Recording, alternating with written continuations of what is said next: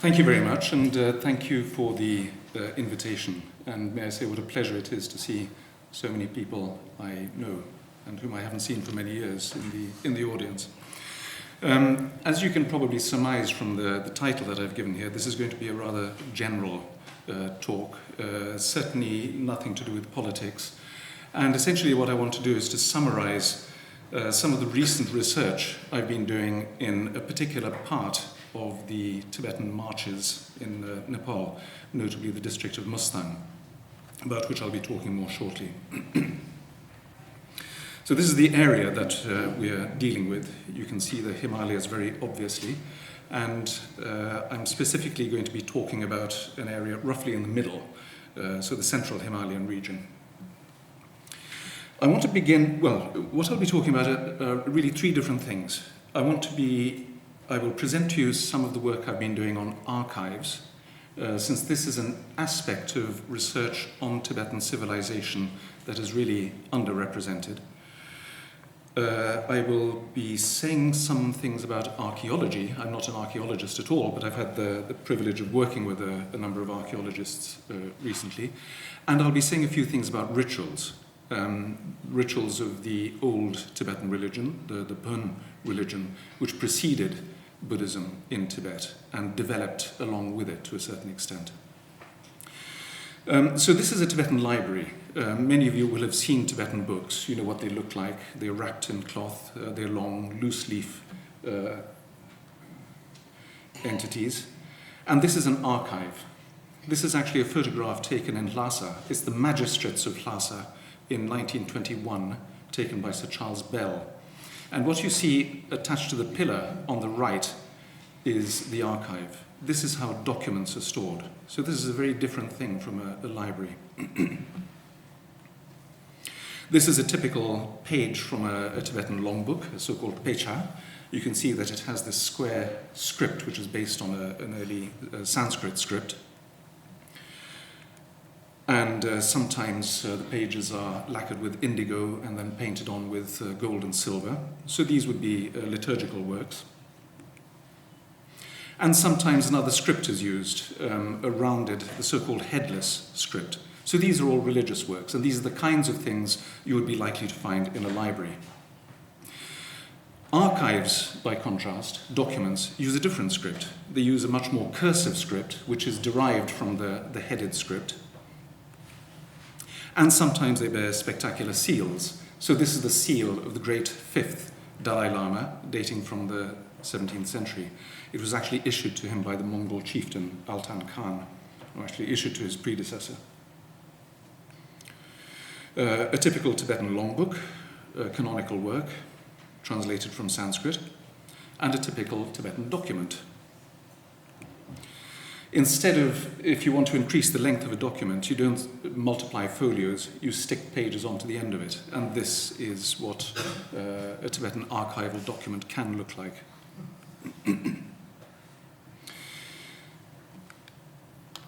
Very little research has been done on Tibetan archives. The result is that we know very little about Tibetan social life in the past. Most of our knowledge of Tibetan history is based on Tibetan histories. Tibetans were great historians. They wrote religious histories, not so much secular histories. But we don't know the kind of thing that we know for Europe that's based on works like parish registers, divorce records, bills of sales, and so forth. And this kind of material is extremely rare. What you see in this photograph is the Lhasa archive. It constitutes something like 2 to 3 million documents which nobody has ever examined, and in the foreseeable future, nobody will. Most of what happened to Tibetan archival material during the Cultural Revolution was this. So enormous quantities of historical records were lost during the 1960s and earlier and after. Not just in Tibet, but also in other parts of the world. Here we are in Sikkim, which was a British protectorate and is now an Indian state. It had its own Maharaja. And there was a very substantial archive over here. Now, it's not only the communists who threatened Tibetan literature. We nearly lost the entire palace archive a few years ago when the the successor of the Maharaja, a very religious man, decided that all these archives were dealing with excessively worldly things, and he decided to make a pyre of them. So he took them all out of the palace, put them in the front garden, set fire to them. To our great good fortune, there happened to be somebody from the Nepal Institute of Tibetology walking past at that moment. He stamped out the flames, and the remaining documents, which fortunately was the great majority, became a basis for research on the history of Sikkim. So in the bottom left you see Saul Mullard, former student of mine from Oxford University, who has been heading this project, and thanks to the work he's been doing on this material, we now know about the history of Sikkim, other than the propaganda that was being put out by the royal family. So it's been a wonderful resource so far. There are other dangers to such documents. A friend of mine from the Tibetan Academy of Social Sciences, who died recently, he was from a nomad family in the far west of Tibet. And on one occasion he went back to visit his family in the far west, and he saw his nephew straining curd through a rather nice piece of cloth. And he said, well, where did you get that cloth from? And he said, oh, well, when Grandpa died, we looked through his cases and we found all these lovely bits of cloth, and most of them had bits of paper stuck to them, but once you remove the paper, they make wonderful yogurt strainers. So he went around collecting up what he could from the nomads, and this is the kind of material that he was able to find. Very valuable documents which are protected by having cloth pasted along the back.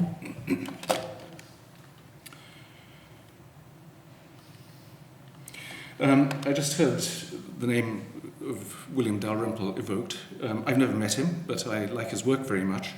And this is an excerpt from the introduction to his last book, The Last Mogul. I'll let you read it. But this is exactly the kind of thing we lack in Tibet. The history of Tibet is about lamas, about soldiers, about generals, and conflicts between minor states. We know nothing about these sorts of people. So, thanks to some funding from the French and German governments, we were able, that is to say, colleagues in France and colleagues in Germany, to get together a research project on this material, and our first publication in honor of this book was Tibetans Who Escaped the Historian's Net. And there have been several more publications in this series. So slowly, the lives of these Tibetans without history is coming to light. The area I want to talk about particularly, which is where my work is concentrated, is here, Mustang. Nepal is only about as old as America, and until the unification in the 18th century, it was a collection of about 60 independent kingdoms. One of these kingdoms was Mustang, which then became a vassal of another independent kingdom in the west called Jumla, and was eventually brought into the new nation-state of Nepal due to what is euphemistically called the unification by the Gorkhas. Nevertheless, because the Gorkhas found the Mustang people cooperative, Mustang was allowed to retain its king.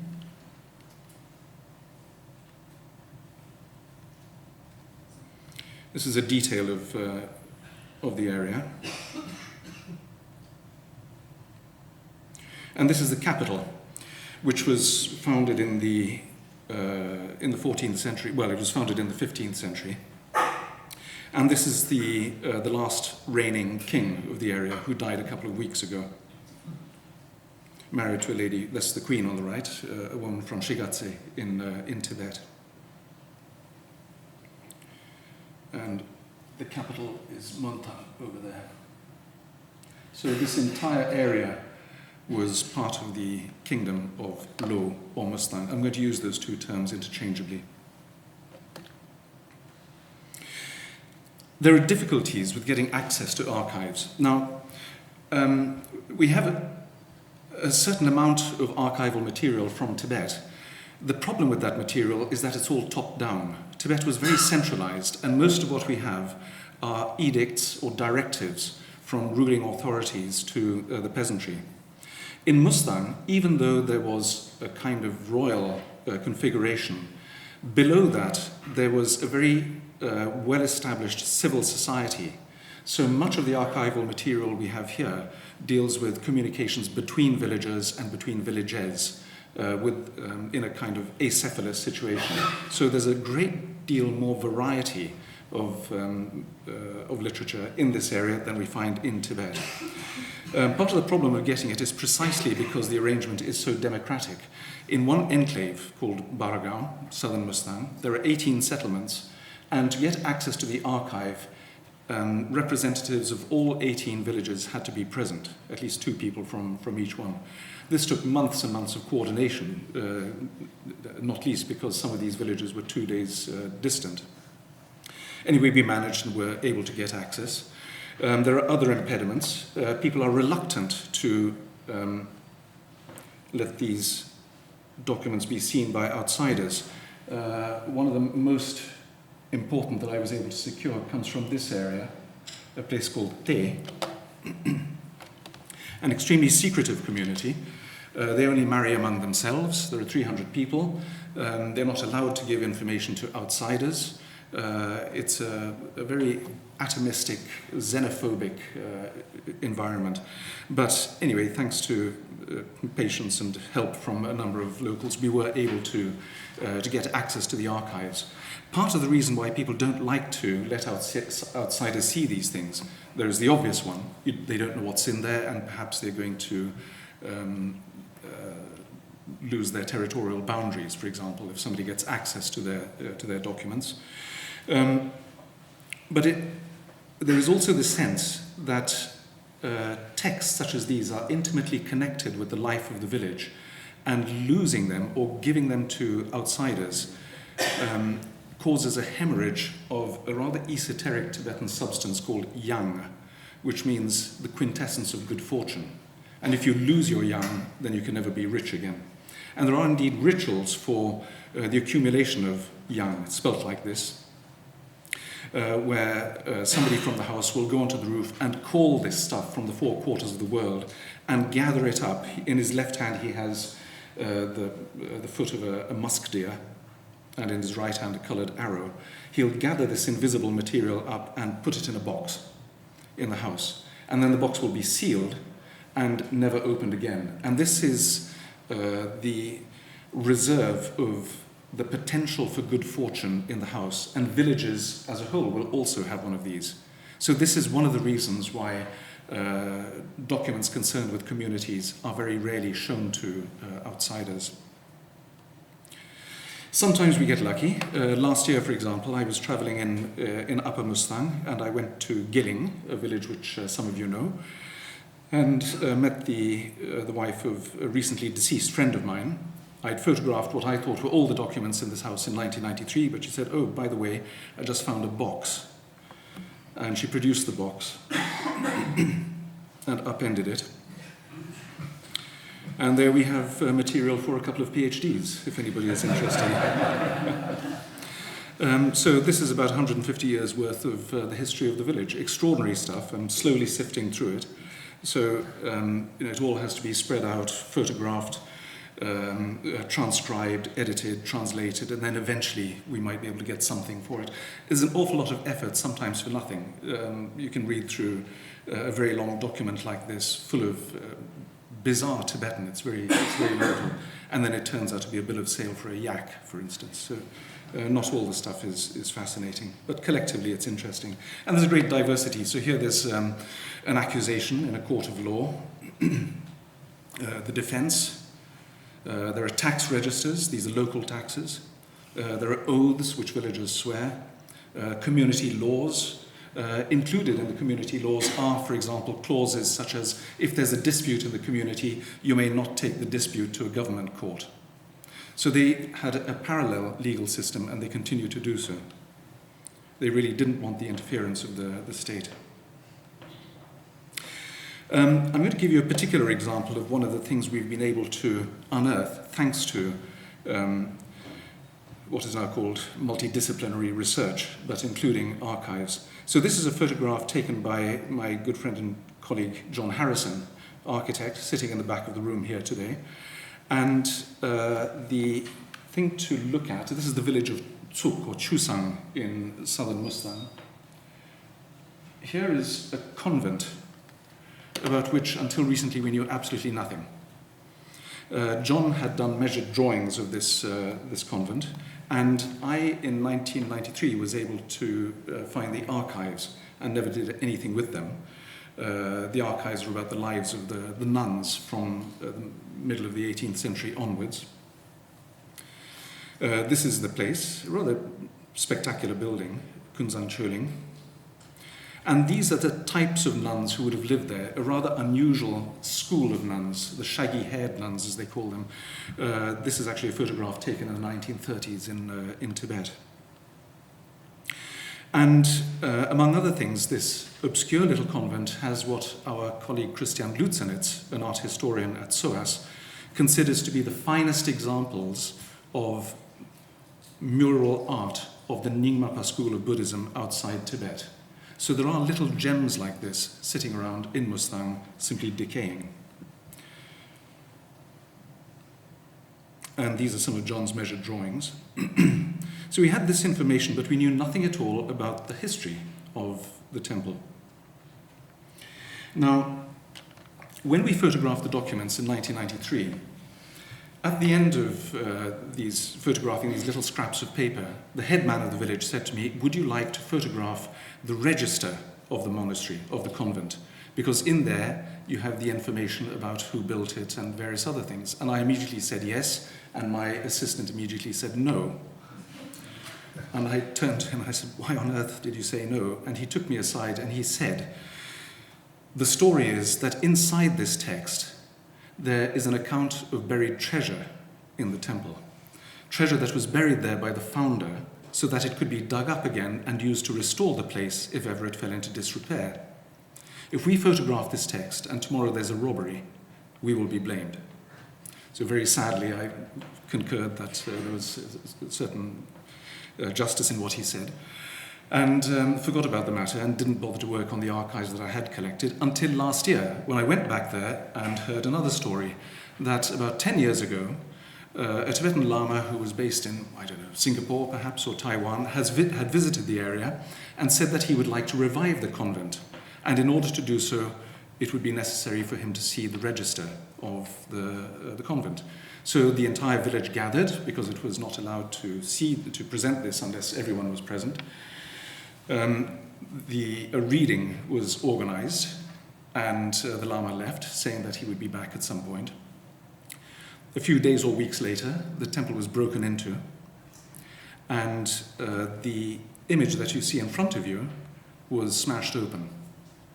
Because inside the text, it said that the treasures are concealed inside this image. So anyway, I was there last year. By this time, the horse had bolted, so to speak. And I said, "Well, 23 years ago, you offered me the possibility of photographing the register. May I do it now?" And they said yes. So I did. And thanks to that, we've been able to find out the entire history of this convent.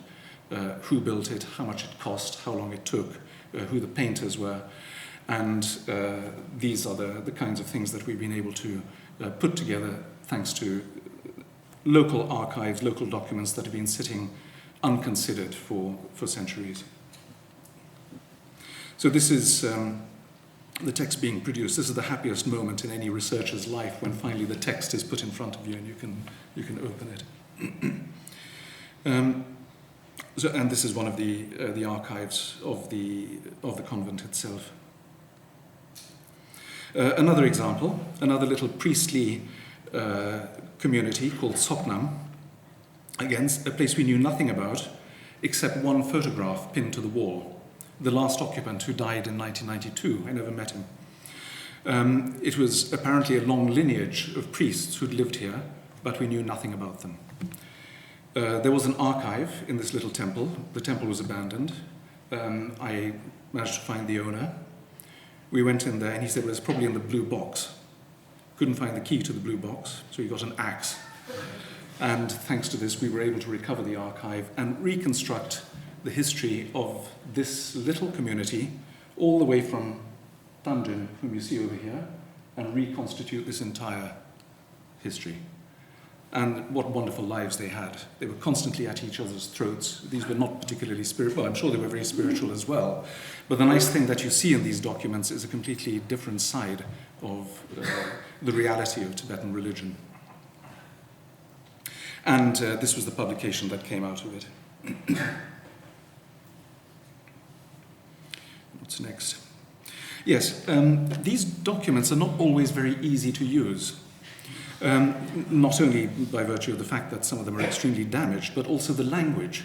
It's unique to the extent that it includes a lot of local dialect terms for which there are no dictionary equivalents.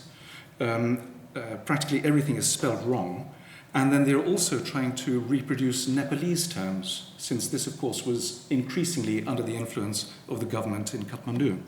I'm going to give you one example. One of the things we do when we have a document like this is to transcribe it, transliterate it into Roman script. And this is the end of the document where we are told who issued that particular edict. It's clearly a very important document dating from the 1860s, I think. And this is clearly not Tibetan, but we don't know what it is. Anyway, after quite a bit of thought, we managed to work out that this was the title of the king, Sriman Maharaja Kumara Kumara. Well, actually, he's the prime minister at this time, the Rana prime minister. And then we come to this very peculiar line, which is not Tibetan and it's not Nepali, and we finally realized it was His Majesty. And the next line here is Commander-in-Chief. And then we have Zanarala, who is, of course, General Ranaudip Singh.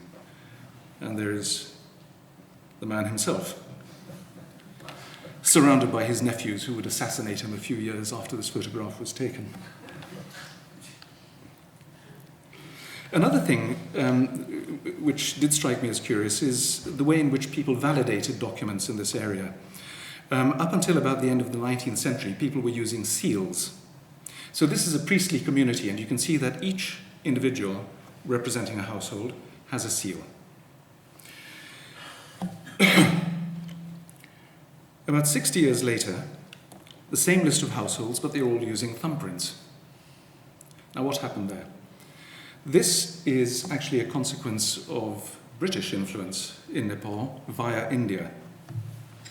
So William Herschel. A little known fact is that the science of fingerprinting as a forensic technique was substantially developed in Calcutta. And this is a landmark handprint. The title speaks for itself. There was a great deal of difficulty identifying people. One of the problems that the police in Bengal faced was that criminals, wealthy criminals, would send substitutes to do time for them, since there was no way of distinguishing between one individual and another. And so fingerprinting was developed as a technique to do this. So it all started there. The Ranas probably adopted the technique, the Ranas who were the dynastic prime ministers in Nepal from 1846 to 1951, adopted this practice. And from there, well, it was developed by Azizul Haq, who was a sub-inspector in the Bengal police force, a mathematical genius. And from there, it traveled north up to the Tibetan borderlands, and gradually came to replace seals. People used to use seals or crosses, and for validation of documents after a certain point, you get a curiously hybrid form, which is a cross that's drawn with ink on the thumb and then impressed on the paper. So it's a cross between a cross and a thumbprint. Minor detail. Okay, let's look at some of the archaeological finds recently. Mustang is home to around 10,000 caves. It was an old troglodyte civilization. Many of these caves go back to the 1st or 2nd millennium BC. We know very little about who lived in them. Later on, they were abandoned and re-inhabited as retreats for hermits, religious hermits. And they're also home to vultures, as you see. Some of these are quite spectacular, very difficult of access because of the nature of the surface. It's sometimes the easiest way is simply to set up a rope at the top of the cliff and then slide down it. But the only way we can ever know what's in these caves is to go into all of them. It's the only way. These spectacular photographs are not taken by me, unfortunately. So these caves were also, in certain cases, used as burial sites. And I'm going to talk about the burial finds soon. There are some mummified bodies that were found in there. But before turning to those, I want to talk about one discovery that was made in 2008 in this complex of caves. Access is from down here, up a kind of internal tunnel. It's like an anthill. And then inside there is a massive repository of abandoned manuscripts.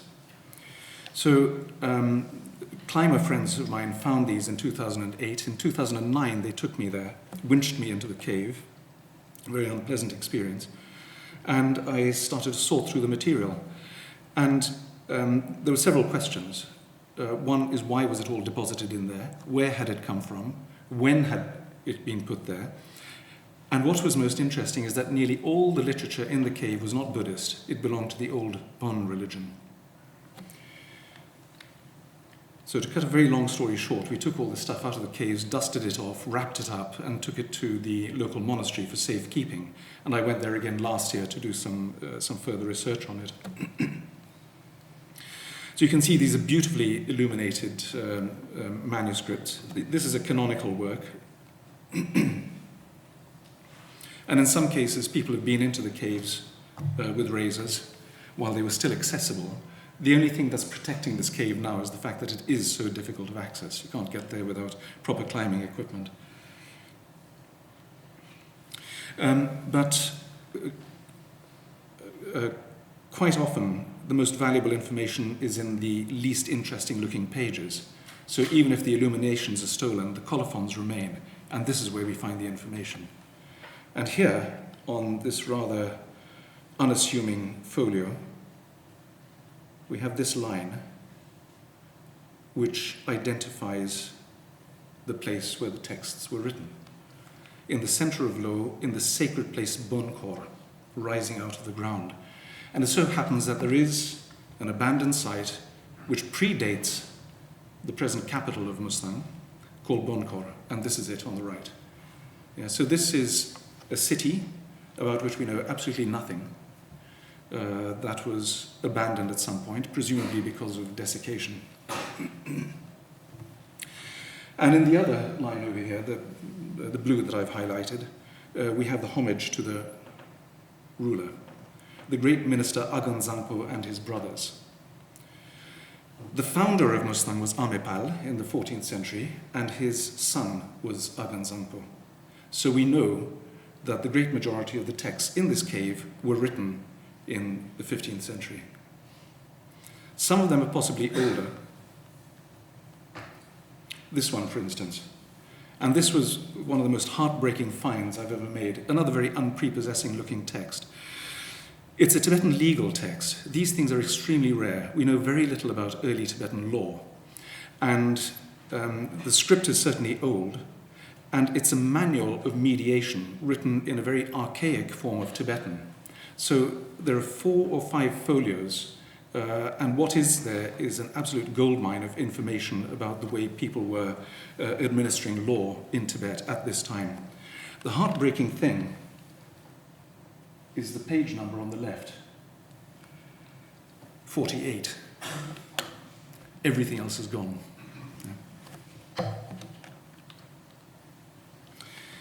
Other things that have been found in the caves. This is a gilt mask which would have been put on the face of a corpse when it was buried. Nowadays, most Tibetan burials, or so-called burials, are sky burial. The bodies are cut up and fed to the birds. But there was a period when especially important individuals, the aristocrats, kings, were buried in rather complex configurations. So we found these, or rather my colleague Mark Aldendorfer of the University of California found a couple of these gold masks in caves. And this is extremely interesting because it belongs to a form of burial that we know was abolished in Tibet around 800 AD, when the Buddhist form of Tibet was introduced to central Tibet. The Buddhist form of burial was introduced to central Tibet. So this represents a pre-Buddhist pagan form of burial, which seems to have flourished in Mustang. Other examples of this come from Kyrgyzstan. So this is a Silk Road technique, and also from the Western Himalayas, from Gilgit. And these are probably 5th century. So this is a very archaic form of burial, which we find present in Mustang in pre-Buddhist times. So there's still a lot to find out about the history of this area. Just a quick word about why the texts from Bönkhor should have been hidden in that cave. My first hypothesis was that when the area converted to Buddhism, everything that was Bön was thrown away. This was the old dark religion and people didn't want to have anything to do with it. On balance, I think that was not the case. The texts were in a mess because thieves had been in there to try and steal the illuminations. But actually, probably, they would have been laid out in a very elegant and respectful way. And they were probably put in there because the settlement of Bönkhor, the city of Bönkhor, was abandoned, and the entire library of the palace, perhaps, was moved into this cave. So it was a respectful burial in the same way that humans were buried in caves. Now,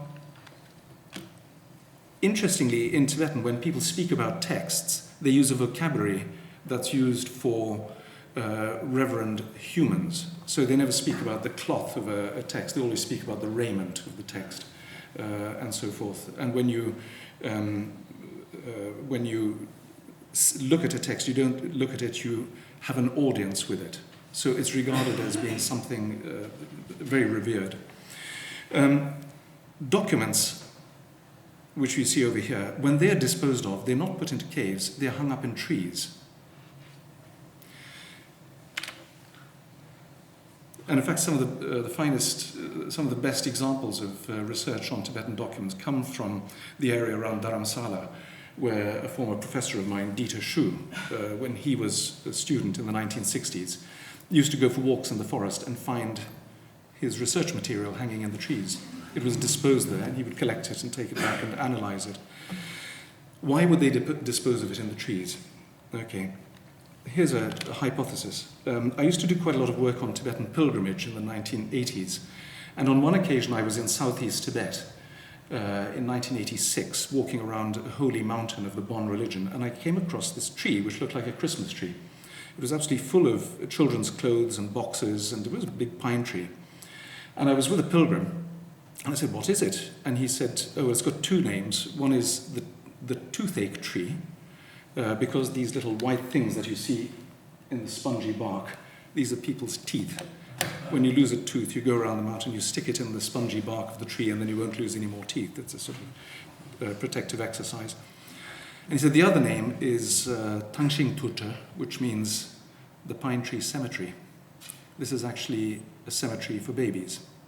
So all the boxes you see here are coffins of children. And this is a very archaic form of disposal of infants, is to return them to nature where they came from. All souls come from nature, and before they've been too socialized, they might as well just go back there.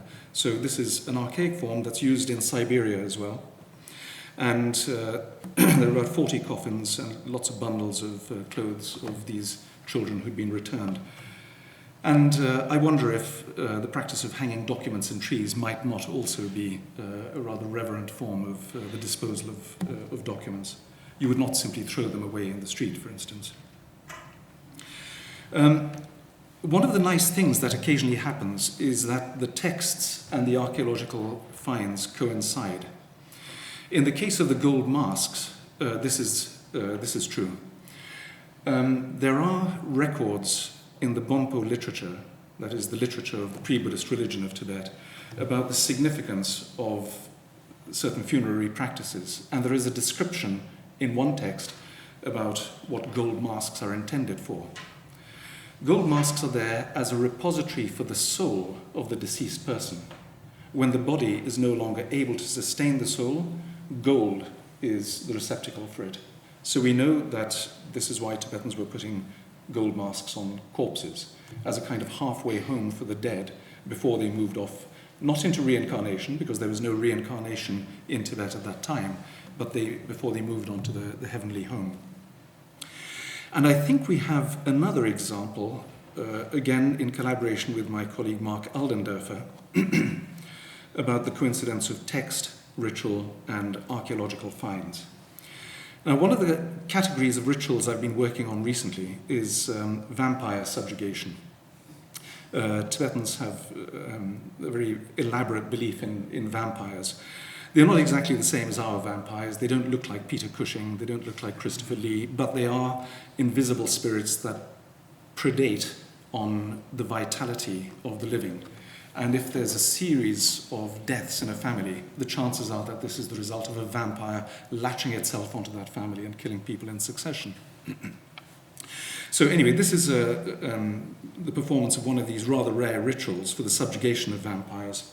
And in this configuration that the Lama has in front of him, there are these pieces of wood. There are 9 pieces of wood.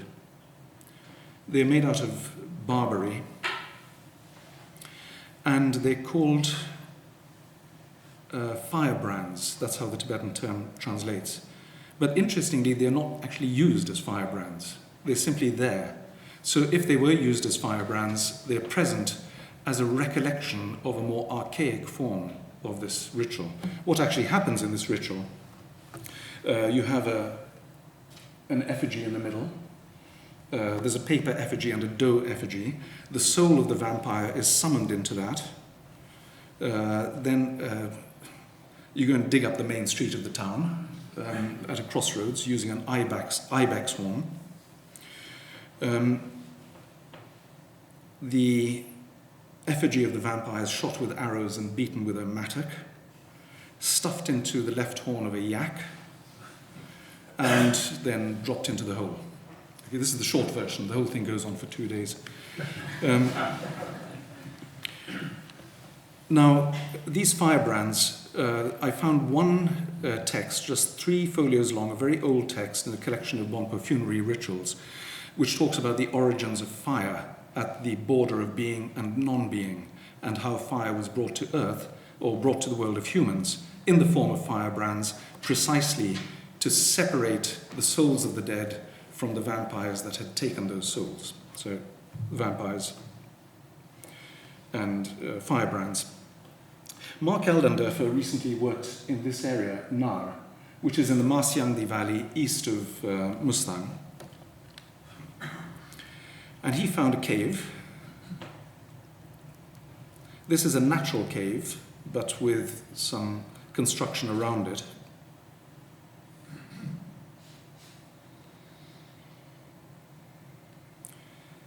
And inside the cave were the bones of 20 to 30 people. It's old, probably 2nd to 3rd century BC.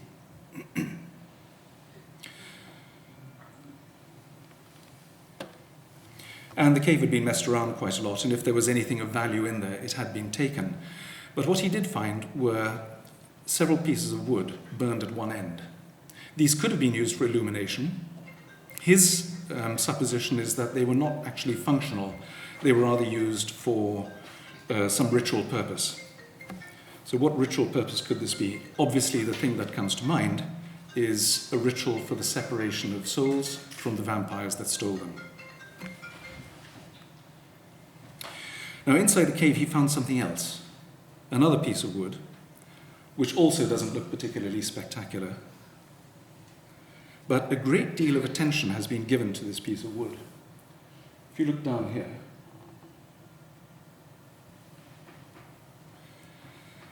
little pits have been etched into the wood, and these have been filled with some kind of cement, and then stones, small stones, have been put in there. We have no idea what the purpose of this is. It's clear that it was stuck upright in the ground as some sort of ritual tablet.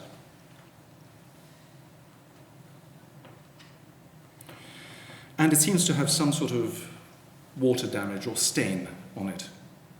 But in fact, it's not. This is actually a very carefully made drawing. Also made in the same way as those little pits we saw, by the wood being carved out and then some sort of glue and black grit rubbed into the traces. And he saw it, I didn't see it. But when you see it, it's absolutely clear.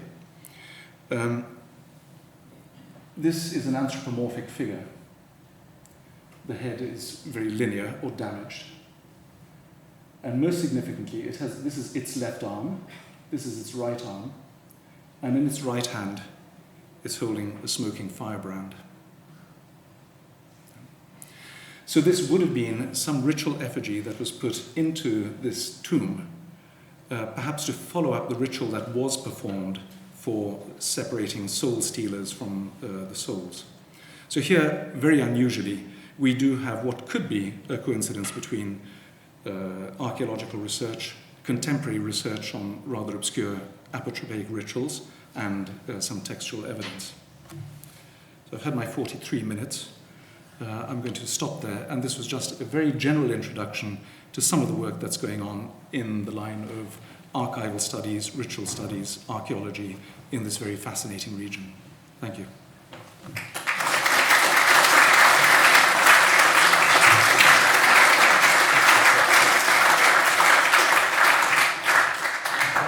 Any questions, please, Charles? Yes. Charles, you did put up some letters, I think, that had been identified. How did you know what the meaning was? This was sometime back in your talk. I was really interested in how you actually know what some of these symbols mean and how you can verify that. I think it was when you were transliterating something and putting some letters on. Yeah. It's not easy. And that's an understatement. This is a very non-standard form of Tibetan. The script is comprehensible, but not always. It's actually... It's said that in Tibet, the only qualification for becoming a civil servant was to have good handwriting, and that could be the case. This was not a qualification in this area. People were writing anyhow. Everything is spelt wrong, things are barely legible. And I think I can say without any exaggeration that within the last 10 years, knowledge of the ability to write this kind of literature has gone, and within the last 5 years, knowledge of the ability to read these texts has disappeared. And I think there are probably only 2 people in the world now who can read them, and that is my assistant and myself. The use of Tibetan as a mode of communication in villages has been obliterated through the death of the old generation. Monks don't read this kind of material. And now you have the coming to maturity of the first generation that's been educated in the local Nepali schools. So they simply don't use this type of language anymore. And I've been trying to persuade doctoral students to work on this material for the last 15 years without any success whatsoever.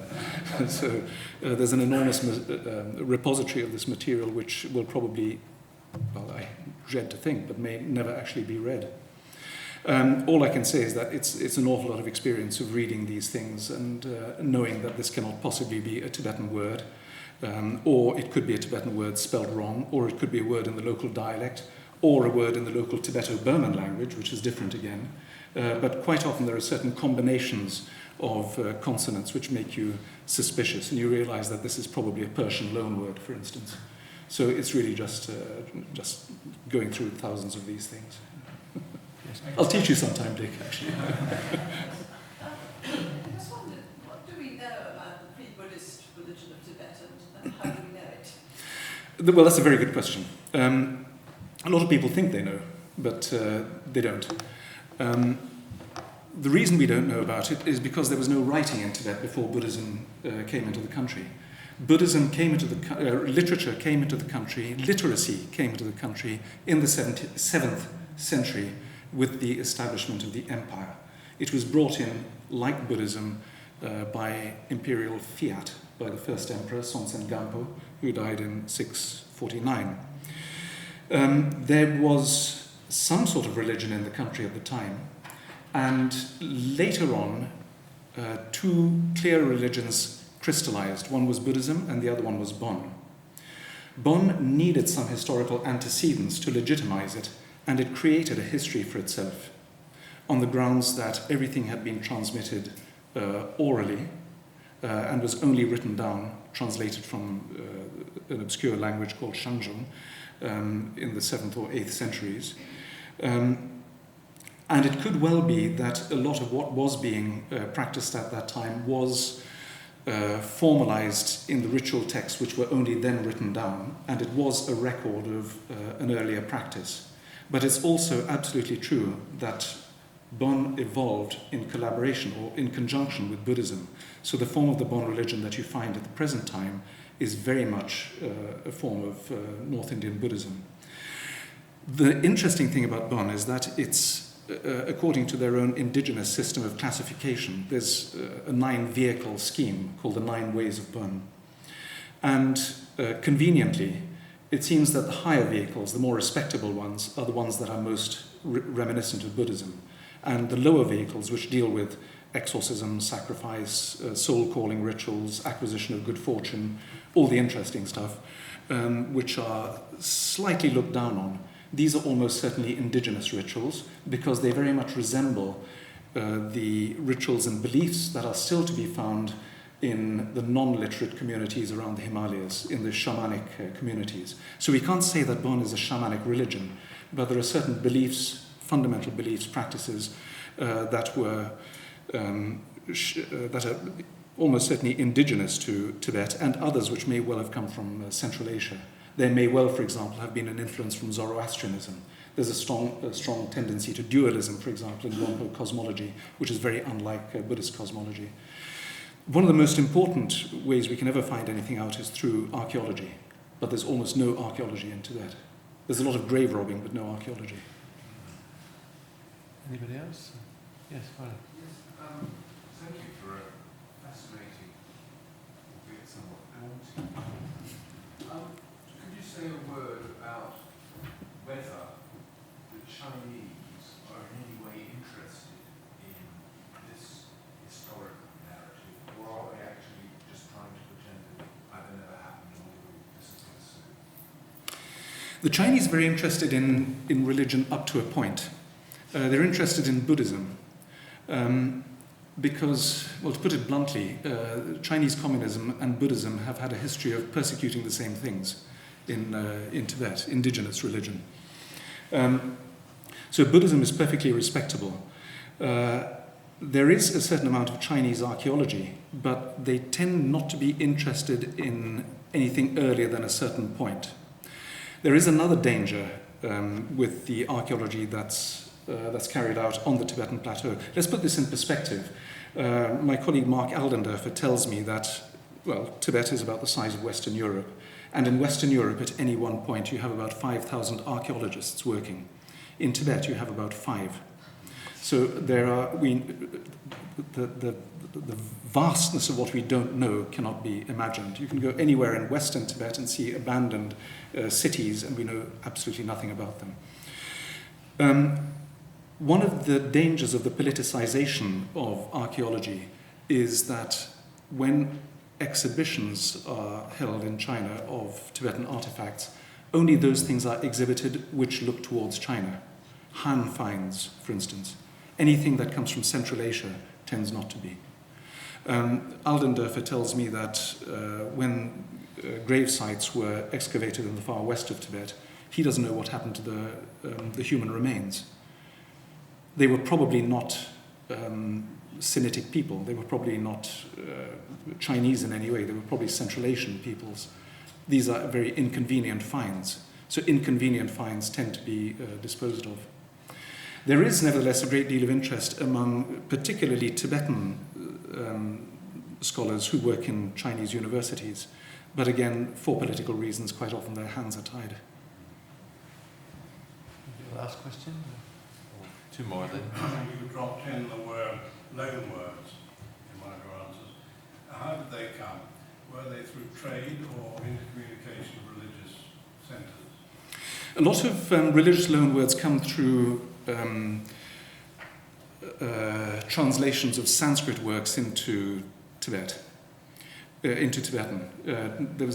There were two major programs of translation of Indian Buddhist works into Tibetan, one during the 7th and 8th centuries, and the other one later on after the resurgence of Buddhism in the late 10th to 12th century. So a lot of Sanskritic words came into the religious vocabulary at that time. There are lots of other loan words there. There is a stratum of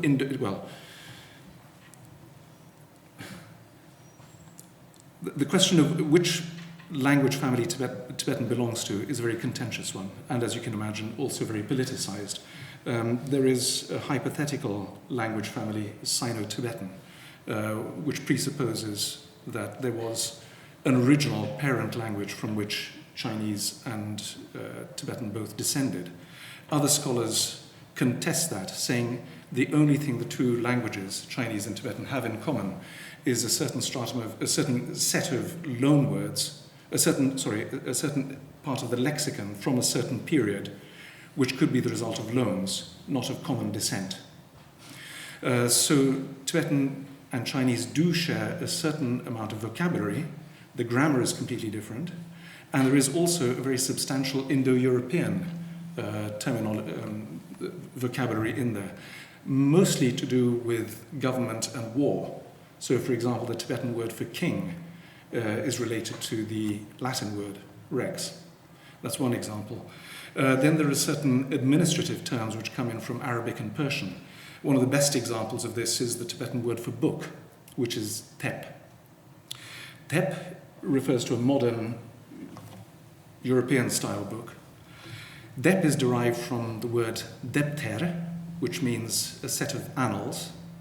Depter comes from the Persian or Arabic daftar, which means register, and daftar in turn comes from the Greek diphthera, meaning a skin or something that you write on. So the trajectories of some of these loans can be very complex. Last question then.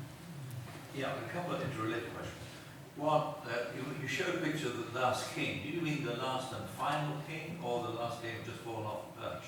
And secondly, the kingdom of Monastery, is that being encroached on now by roads from the north, from China, and from Bokara Johnson in the south? Is it changing? The king, first of all, the king died a couple of weeks ago. He was the last king in the lineage because the monarchy was abolished in Nepal, let me get this right, 2006, 2008, rather recently. And when the Shah dynasty was abolished in Nepal, all the other kings went with it. There were 4 kings, apart from the Gorkha line, that were preserved, little kings like the king of Mustang, and these all lost the royal title in the new republic. He has an heir, Prince Jigme, who has recently lost, I'm told, a court case to be considered to be the rightful heir of the king, and in other words, the heir of all the property in the palace, because the succession laws changed. In fact, Jigme is not the king's son, he's his nephew, he's his brother's son. So traditionally in Tibet and in Mustang, that's the way the succession would go. It would go to the nearest male descendant. But because the succession laws changed in Nepal sometime at the beginning of the millennium, it now should go through his daughter, who is his own daughter, and they filed a successful court case for being considered the heirs to the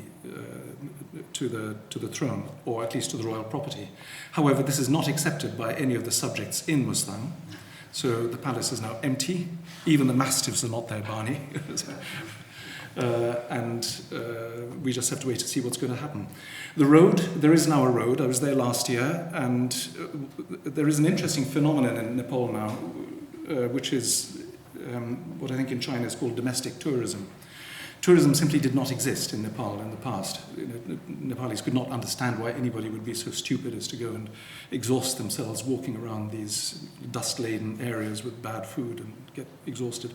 But now tourism has become a phenomenon in Nepal, and with roads, there are literally thousands of motorbikes. Youngsters, very often expats, children of Gorkhas living in England who come back to Nepal, want to visit Mustang, go up there on their motorbikes.